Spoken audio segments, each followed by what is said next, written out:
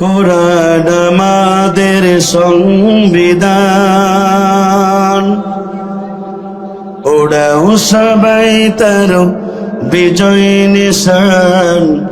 নেতা আমাদের রাসূলুল্লাহ, লা ইলাহা লা ইলাহা লা ইলাহা ইল্লাল্লাহু মুহাম্মাদুর রাসূলুল্লাহ সাল্লাল্লাহু আলাইহি ওয়াসাল্লাম।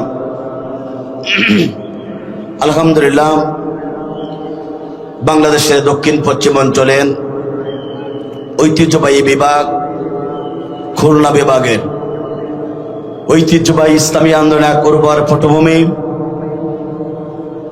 সুন্দরবন কলগাছি জেলা রক্ত স্নাতক এক উর্বর পটভূমি, সাতক্ষীরা জেলার ঐতিহ্যবাহী পাঁচপাড়া দারুল কোরআন হাফিজা মাদ্রাসার উদ্যোগে আজকের এই 23তম 2 দিন ব্যাপী তাফসীর কোরআন মাহফিলের সমাপনী দিনের মুজ্জাজ মুহতারাম সাহেবে সদর সম্মানিত সভাপতি, বয়বৃদ্ধ জ্ঞানবৃদ্ধ ব্যক্তিত্ব, আমার অত্যন্ত শ্রদ্ধেয় বড় ভাই, যার ভালোবাসা আমি শিখত, বিশিষ্ট ব্যবসায়ী ও সমাজসেবক এবং সভাপতি পাঁচপাড়া দারুল কোরআন হাফিজা মাদ্রাসার জনাব মোহাম্মদ আসাদুজ্জামান আসাদ সাহেব, আতানুল্লাহ ফি হায়াতি। আমরা দোয়া করি আল্লাহ পাক তার গোলামকে ইসলামের জন্য, কোরআনের জন্য কবুল করুক। চিৎকার করে বলুন আল্লাহুম্মা আমিন। আজকের এই তাফসীর কোরআন মাহফিলের সম্মানিত প্রধান অতিথি, জেলা বিএনপির সাবেক সভাপতি, 2 বারের নির্বাচিত সাবেক সংসদ সদস্য,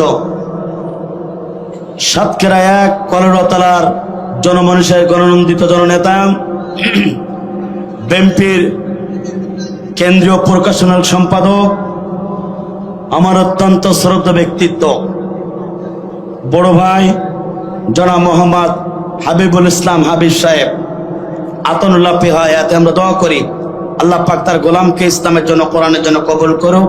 চিৎকার করে বলুন আল্লাহুম্মা আমিন।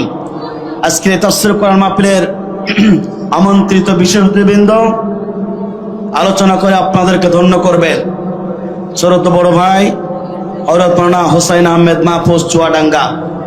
যারা আলোচনা শোনার জন্য পাগল পড়ার মতন আপনারা সেই দূর দূরান্ত থেকে ছুটে এসেছেন, কোরআনের ময়দানে বসে আছেন।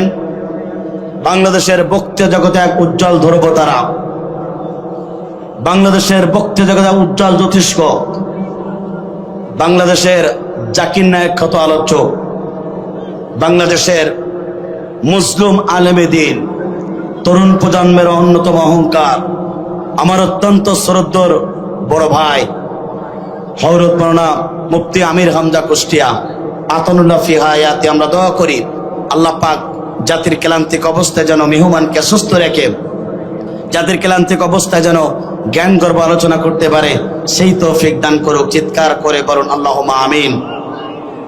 যার মাধ্যমে এখানে এসেছি শ্রদ্ধেয় বড় ভাই, এলাকার কৃতি সন্তান আমার বাবুল আক্তার ভাই, আল্লাহ পাক তারকে ইসলামের জন্য, কোরআনের জন্য কবুল করুক। চিৎকার করে বলুন আল্লাহুম্মা আমিন।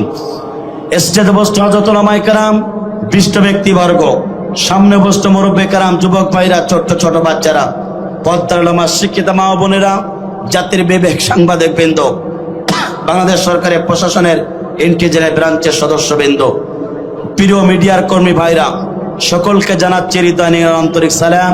আসসালামু আলাইকুম ওয়া রাহমাতুল্লাহি ওয়া বারাকাতুহু। সে মহান রবের দরবারে দিল খোলা শুকর আদায় করি, যিনি আপনাকে আমাকে সালাতুল ইশার নামাজ বাদ মহাগ্রন্থ আল কোরআনের কেমে আলোচনা শোনার জন্য আসমানের নিচে জমিনের ওপর একখণ্ড জায়গা বসে যে মনিব আপনাকে আমাকে করুণা করে, মায়া করে, দয়া করে এই জান্নাতের প্যান্ডেলে বসার সুযোগ দান করেছেন, সে মহান রবের দরবারে দিল খোলা শুকর আদায় করি। চিৎকার করে বলেন আলহামদুলিল্লাহ। আরো জোরে বলেন আলহামদুলিল্লাহ। দ্রুত এবং সালাম যাপন করে বিশ্ব মানবতার একমাত্র অধিকারী, বিশ্ববানাদিবিদ আপনার আমার নবী নবীদের সর্দার যে নবী গোটা পৃথিবীতে মানুষের তৈরি করা আইনের গোলামি না করে কেবলমাত্র শুধুমাত্র একমাত্র এই কালেমার দাওয়াত দেওয়ার কারণে নির্যাতিত হয়েছেন, নিষ্পেষিত হয়েছেন, নিগৃহীত হয়েছেন। যে নবী আপনার আমার নবী, বিশ্ব নবী, আখিরি জামানার নবী, যে নবীর চেহারা দেখলে পরে এতিম সন্তানগুলো পিতা হারানোর বেদনা ভুলে যেত, যে নবীর চেহারা দেখলে পরে বিধবা তাদের স্বামী হারানোর বেদনা ভুলে যেত, যে নবীর গায়ে আল্লাহ পাক মশা মাছি পর্যন্ত বসতে হারাম করেছেন, যে নবীর সাপ বিচ্ছুতে দেহ পর্যন্ত কাটতে হারাম করেছেন, যে নবী হেঁটে গেলে আকাশের চন্দ্রগুলো ছায়া দেওয়ার জন্য ব্যস্ত হতেন, আপনার আবার নবী, বিশ্ব নবী, আখিরি জামানার নবী, যে নবীর প্রতি আল্লাহ পাক নিজেই দরুদ প্রেরণ করেন, যে নবীকে আল্লাহ রাব্বুল হাবিবুল্লাহ বলেছেন, সে নবী যখন কালেমার দাওয়াত দিয়েছিল, ইসলামের দাওয়াত দিয়েছিল, আল্লাহর জমিনে আল্লাহ দ্বীন কায়েমের কথা বলেছিল, ওই আবু জেহেল সরকারের মিথ্যা মামলাকে দীর্ঘ 29 মাস কারাবরণ করেছিল। কারারুদ্ধ অবস্থায় গাছের লতা পর্যন্ত চিবিয়ে চিবিয়ে খেয়েছে, বাথরুমগুলো ছাগলের নেদির মতো হয়েছে। তারপরে বিশ্বনবী কালেমার দাওয়াত থেকে 1 ইঞ্চি সরে দাঁড়ায় নাই।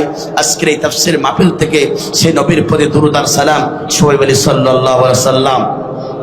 মাগফিরাত কামনা করে সেসব ভাইদের জন্য যাদের জীবনটা ইসলামের জন্য দিয়েছেন, কোরআনের জন্য দিয়ে গোটা পৃথিবীতে যাদের নামগুলো স্বর্ণকে লেখা হয়েছে, জান্নাতের সর্বস্থানে তাদের মর্যাদান করুক।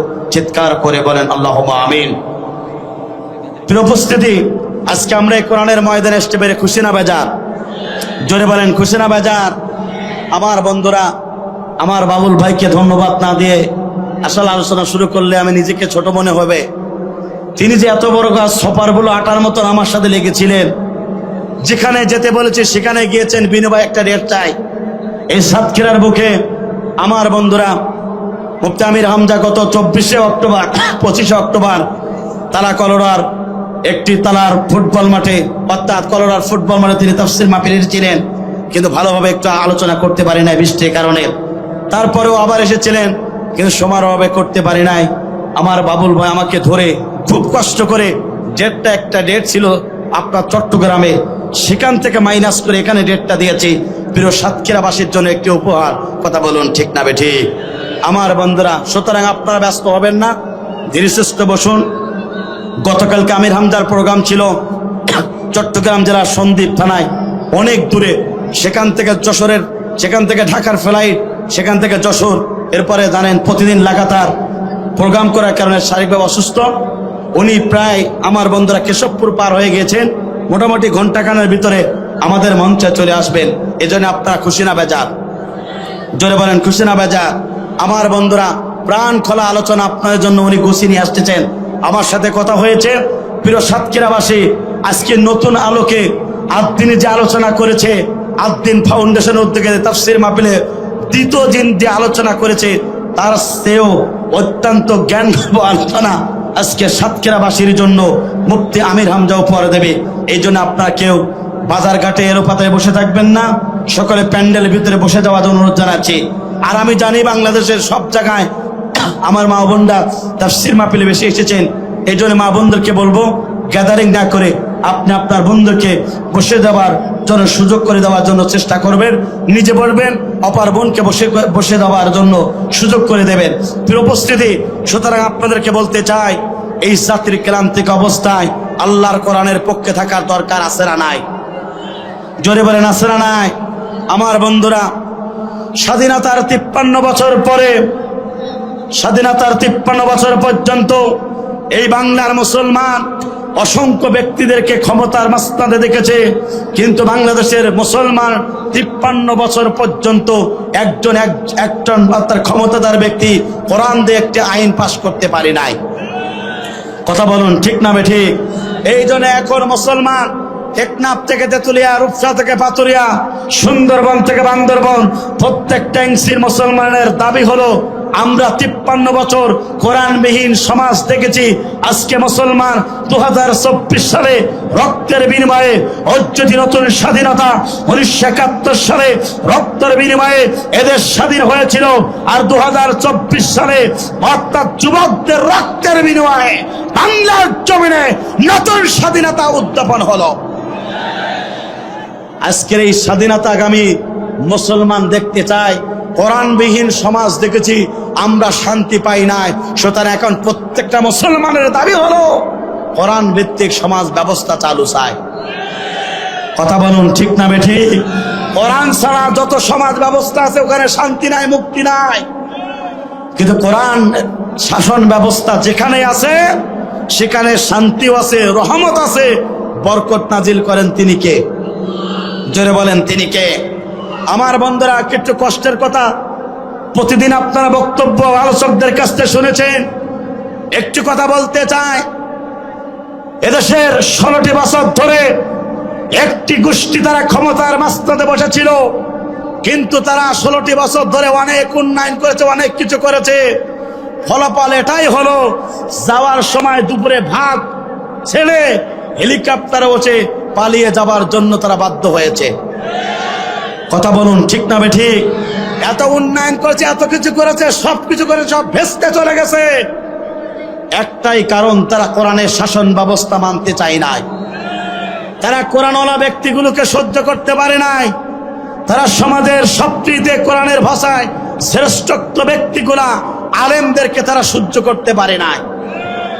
সমাজের সবচেয়ে আল্লাহর প্রিয় বান্দা আলেমরা, যে আলেমদের জন্য আল্লাহ পাক সবচেয়ে রহমত নাজিল করে, 16টি বছর ধরে জাতির সম্মুখে সে আলেমদেরকে নিকৃষ্ট বানানোর চেষ্টা করেছিল, আলেমদেরকে কষ্ট দিয়েছিল, জুলুম নির্যাতন করেছিল, ওই আলেমদেরকে জাতির সম্মুখে শব্দে খারাপ বানানোর চেষ্টা করেছিল। শুধু এখানেই শেষ নয়, জাতির শ্রেষ্ঠ তাফসীর করো কোরআনের পাখি আল্লামা সাঈদী এই কোরআনের তাফসীর করার কারণে ওই জালিমরা 13টি বছর ধরে মিথ্যা মামলা দিয়ে বন্ধ প্রকাশে জীবন যাপন করিয়ে পাশের রাষ্ট্র প্রভুকে খুশি করার জন্য ইঞ্জেকশনের মাধ্যমে বিষ প্রয়োগ করে কোরআনের পাখি আল্লামা সাঈদীকে বিদায় পর্যন্ত করেছিল। এখানেই তারা সন্তুষ্ট হয় নাই। তরুণ প্রজন্মের অহংকার, ডক্টর মিজানুর রহমান আজহারী, যার জ্ঞানের পরিসীমা অসংখ্য অগণিত, সেই ডক্টর মিজানুর রহমান আজহারী এই বাংলার জমিনে কোরআনের কথা বলার কারণে, কালেমার দাওয়াত দেওয়ার কারণে জাতির যারা মদ করিয়া বা কর ফ্যান্সিগর ওই যুবকেরা ডক্টর মিজানুর রহমান আজহারী তাফসীর মাহফিলে এসে তারা ইয়াবা ছেড়ে দিল, তারা মদ ছেড়ে দিল, জিনার কাজ ছেড়ে দিল, ফেসবুক ছেড়ে দিয়ে তারা কোরআনের পক্ষে যখন তারা চলে আসলো, আমরা দেখতে পেরেছি ওই জালেমরা মিথ্যা অপবাদ দিয়ে বাংলার জমিন থেকে তাকে বিতাড়িত পর্যন্ত করেছিল। আমার বন্ধুরা, ডক্টর লুৎফর রহমান চাচা বলেছিল ডক্টর মিজানুর রহমান আজহারী বাংলার জমিনে আসবে, বীরের বেশে বীরের মতন করে তাফসীর করবে। ডক্টর মিজানুর রহমান আজহারী আসলো, আর বাংলার জমিনের মুসলমান দেখলো এটাই, যে যাদেরকে বাংলার জমিন থেকে বিতাড়িত করেছিলাম, যাদেরকে বাংলার জমিন থেকে নিকৃষ্ট করার জন্য চেষ্টা করেছিলাম, ওই শেখ আহমদুল্লাহ সহ অর্থাৎ মামুনুল হক সহ অর্থাৎ তাফসীর কারক মুফতি আমির হামজাকে নির্মম ভাবে 3টি বছর ধরে মিথ্যা মামলা দিয়ে বন্ধ প্রকার জীবন যাপন করিয়ে জাতির লোকদেরকে অর্থাৎ তারা চেয়েছিল নিকৃষ্ট করতে। আজকে মুফতি আমির হামজা ডক্টর মিজানুর রহমান আজহারীর আলোচনা শোনার জন্য লক্ষ লক্ষ জনতা পুরো বাংলাদেশের মুসলমান পাগল হয়ে গেছে। সুতরাং আমার বন্ধুরা, আজকে এটাই প্রমাণ হয় যে দেশের মানুষেরা সবকিছু ছেড়ে আলোচকদের কাছ থেকে কোরআনের তাফসীর শোনার জন্য আসতে পারে, ডক্টর মিজানুর রহমান আজহারীর কাছ থেকে আলোচনা শোনার জন্য যারা বসতে পারে। আজকে আমরা দেখেছি সেই ডক্টর মিজানুর রহমান আজহারীকে নিয়ে পর্যন্ত অসংখ্য ব্যক্তিগুলা তারা টল করা শুরু করেছে।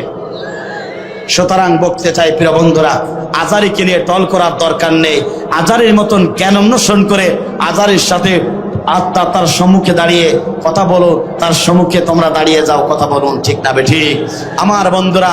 সুতরাং তাফসীর মাহফিল একটি কোরআনের মাহফিল, এই জন্য কোরআন এবং হাদিসে আলোচনা শোনার দরকার আছে না নাই? জোরে বলেন আছে না নাই? আমার বন্ধুরা, আজই আমার প্রশাসনের ভাইরা দেখেন, ভাইজান প্রেক্ষাপট পরিবর্তন হলে সবাই পর্যন্ত পরিবর্তন হয়। আমরা কোরআনের কথা বলতে যখন বলতাম ওই প্রশাসন রাস্তার ধারে আমাদেরকে হ্যান্ডকাপ পরানোর জন্য চেষ্টা করত।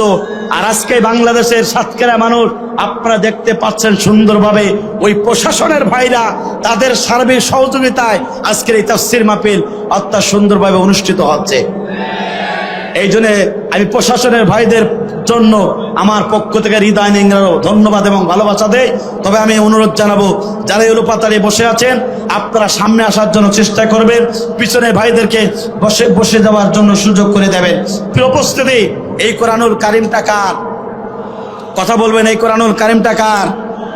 আমরা কার? আসমান কার? জমিন কার? এই কোরআনের পক্ষে, ইসলামের পক্ষে থাকার দরকার আছে না নাই?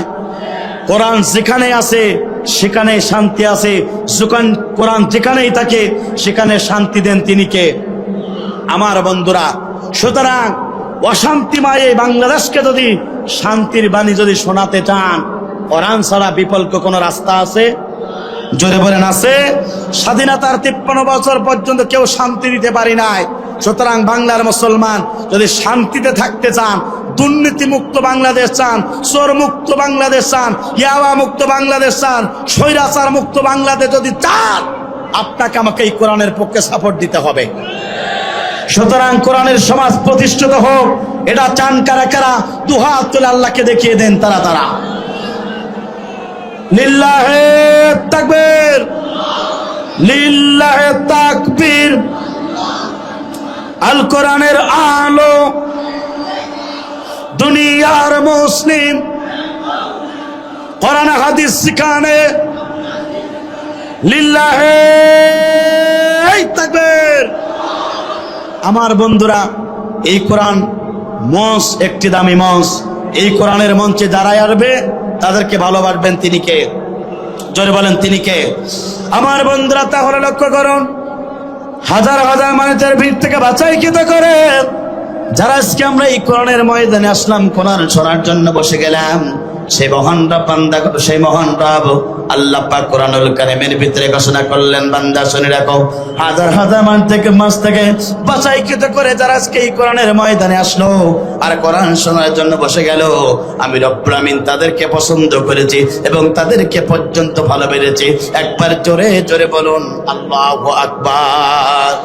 সেই মহান রব কোরআনুল কারীমের ভিতরে ঘোষণা করলেন, বান্দা শুনে রাখো, কোরআনকে কেন নাজিল করা হলো?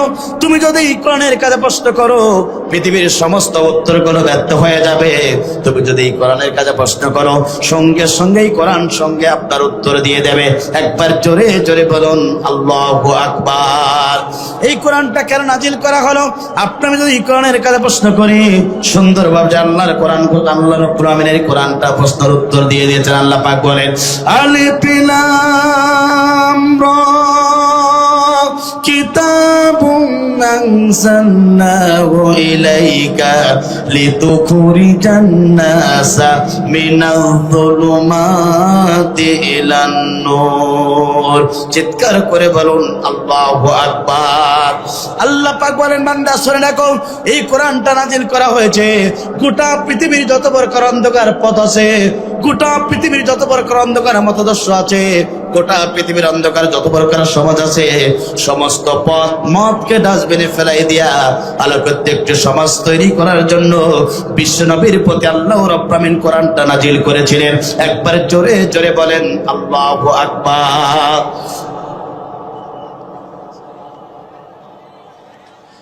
আমার বন্ধুরা লক্ষ্য করুন, সুতরাং কোরআনটা নাজিল হলো গোটা পৃথিবীর যত প্রকার অন্ধকার পথ এবং মত আছে, সমস্ত অন্ধকার পথ এবং মতকে ডাস্টবিনে ফেলাই দিয়া এই কোরআনটা নাজিল হলো শান্তি দেওয়ার জন্য, আলোকিত পথ, মুক্তির পথ আপনাকে আমার দেখানোর জন্য। কিন্তু আফসোস লাগে, দুঃখ লাগে আমার বন্ধুরা লক্ষ্য করুন, আপনার আমার নবী, বিশ্ব নবী, আখিরি জামানার নবী, এই পৃথিবীতে আল্লাহ পাক রাসূলকে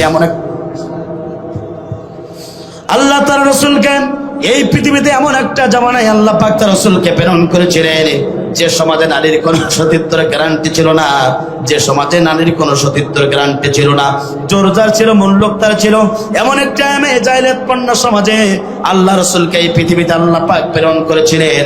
আমার বন্ধুরা, বিশ্ব নবীকে যখন প্রেরণ করলেন, 1 থেকে 40 বছর পর্যন্ত আপনার আমার নবী, বিশ্ব নবী, আখিরি জামানার নবী কোরআনবিহীন দাওয়াতি কাজ করলেন, পরিবর্তন আসলো না।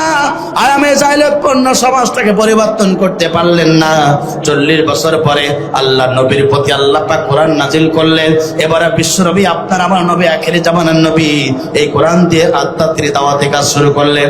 এই কোরআন দিয়ে যখনই দাওয়াতি কাজ শুরু করে দিলেন, আমার বন্ধুরা, ঝাঁকে ঝাঁকে মানুষেরা দিন ইসলাম কবুল করা শুরু হয়ে গেল। অশান্তিময় পৃথিবীকে শান্তি চলে আসলো। আয়ামে জাইরাতপূর্ণ সমাজটা পরিবর্তন হয়ে গেল। নারীর সতীত্বের গ্যারান্টি চলে আসলো। সুতরাং ইতিহাস প্রমাণ করে, কোরআনবিহীন যদি দাওয়াতি কাজ করে, ওই সমাজে সুখ আসে না, শান্তি আসে না, আলোকিত পথ আসে না। কিন্তু কোরআন যদি নাজির হয়ে যায়, এই কোরআন দিয়ে যদি দাওয়াতি কাজ করা যায়, গোটা পৃথিবীতে শান্তি এসে যায়। কথা বলুন ঠিক না বেঠি? আপনার আমার নবী, বিশ্ব নবী, আখিরি জামানার নবী, আমার বন্ধুরা 40টা বছর ধরে কোরআনবিহীন দাওয়াতি কাজ করেছিলেন, কোনো পরিবর্তন আনতে পারলেন না। কোরআন দিয়ে দাওয়াতি কাজ করলেন, অটোমেটিক শান্তি চলে আসলো। আমার বন্ধুরা 16টি বছর ধরে এদেশের মানুষেরা কোরআন দিয়ে দাওয়াতি কাজ করেছিল। জালেমরা ক্ষমতার মাঝখানে ছিল, যার কারণে পরিবর্তন হলো না। জালেমরা বিদায় হয়েছে, এখন কোরআনের তাফসীর শুনবে, আগামীতে কোরআনের তাফসীর মাহফিল হবে। বাংলার জমিনে কোরআন যদি পার্লামেন্টে চলে যেতে পারে, অন্ধকার সমাজ পরিবর্তন হয়ে যাবে। কথা বলুন ঠিক না বেঠি?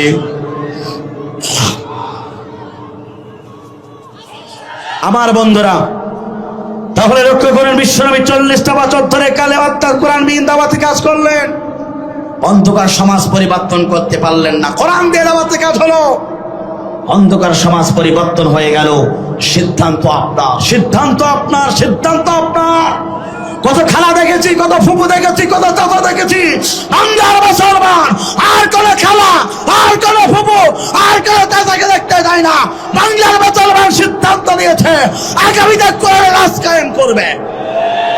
সুতরাং আজকে সাতক্ষীরাবাসী, করোনাবাসী, তারাবাসী আপনাকে বলতে চাই, যেমন 1 ইঞ্চি মারবো, 1 সেকেন্ডে যেমন বাঁচবো, আল্লাহর কোরআনের পক্ষে থাকবো। কারা কারা তারা আল্লাহকে দেখে দেয়, তারা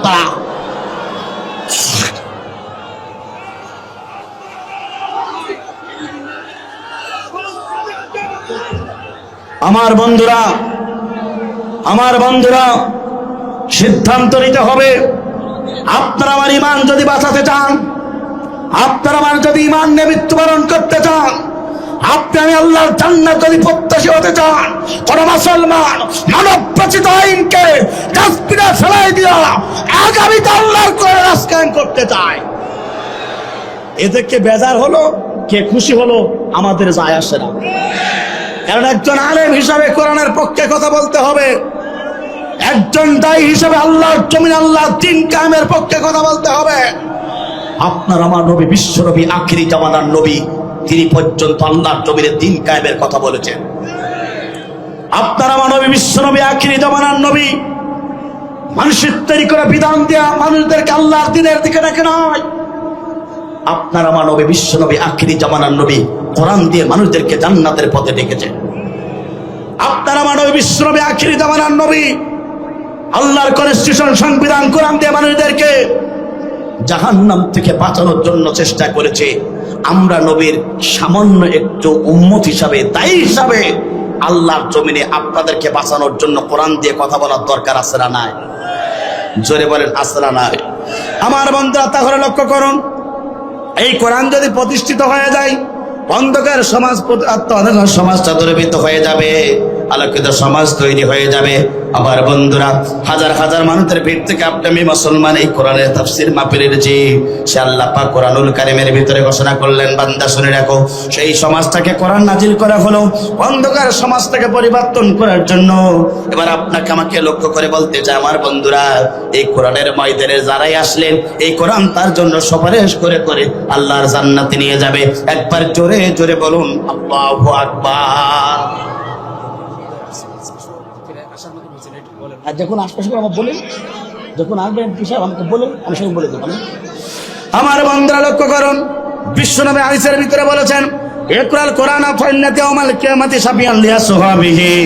আল্লাহ নবী হাদিসের ভিতরে জানিয়ে দিয়েছেন, বান্দা শুনে রাখো, যারা কোরআনের তাফসীর মাহফিলে আসে, কোরআন শোনার জন্য বসে গেলেন, কিয়ামতের ময়দান কঠিন মুসিবতের দিন, যেদিন সূর্যগুলো মাথার উপরে চলে আসবে, জমিনগুলো তামা হয়ে যাবে, গুনাহগার ব্যক্তির জিহ্বাগুলো যখন নাভিস্থল চলে যাবে, যেদিন কাঁদতে কাঁদতে চোখের পানি ফুরিয়ে যাবে, চক্ষু দিয়ে যেদিন রক্ত প্রবাহিত হবে, যেদিন সন্তান পিতার পরিচয় দেবে না, পিতা ও সন্তানের পরিচয় দেবে না, যেদিন কেউ কারোর পরিচয় দিতে চাইবে না, আজকে যারা এই কোরআনের তাফসীর মাহফিলে কোরআন শোনার জন্য বসে গেলেন, এই কোরআন তাদেরকে সুপারিশ করে করে আল্লাহর জান্নাতে নিয়ে যাবে। একবার জোরে জোরে বলুন আল্লাহু আকবার।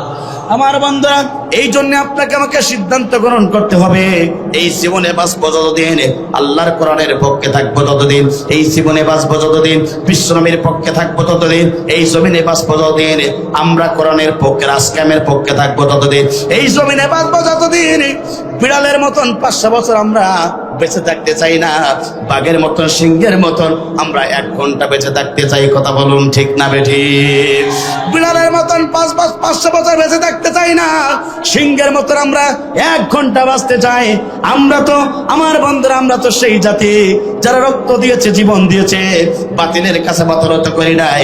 মুসলমান এমন একটা রক্ত আমাদের প্রবাহিত আছে, এই মুসলমান বাতিলের কাছে, তাগুতের কাছে 1 সেকেন্ডের জন্য মাথা নত করতে পারে না। কথা বলুন ঠিক না বেঠিক? আমার বন্ধুরা, এই জন্যে আমি যে বিষয়ের উপর আজকে আলোচনা করতে চাই, আমরা আল্লাহ জান্নাত প্রত্যাশী, কেউ জাহান্নামে যেতে চাই না। কথা বলুন ঠিক না বেঠিক? আমার বন্ধুরা, আল্লাহর ভালোবাসা পাওয়ার দরকার আছে না নাই? আল্লাহর ভালোবাসা যারাই পাবে মৃত্যুর পরে তারা আল্লাহর জান্নাতে পেয়ে যাবে। চিৎকার করে বলেন আল্লাহু আকবার। আর আল্লাহর ভালোবাসা যারা পাবে না, মৃত্যুর পরে তারা আল্লাহ জান্নাত কি পাবে? জোরে বলেন, পাবে না। আমার বন্ধুরা, সেই বিষয়ে আলোচনা করতে চাই, যারা এই দুনিয়াতে 8টা গুণ যারা অর্জন করতে পারবে, আল্লাহর কোরআন বলে মৃত্যুর পরে আমি রব্বুল আমিন তাদের জন্য জান্নাতের ফেরদাউসে মেহমান করানো হবে। চিৎকার করে বলেন আল্লাহু আকবার। আমার বন্ধুরা, যারা এই দুনিয়াতে 8টা গুণ যারা অর্জন করতে পারবে, তাদেরকে জান্নাত দেবেন তিনি কে? জোরে বলেন, তিনি কে? আমার বন্ধুরা, লক্ষ্য করুন তাহলে।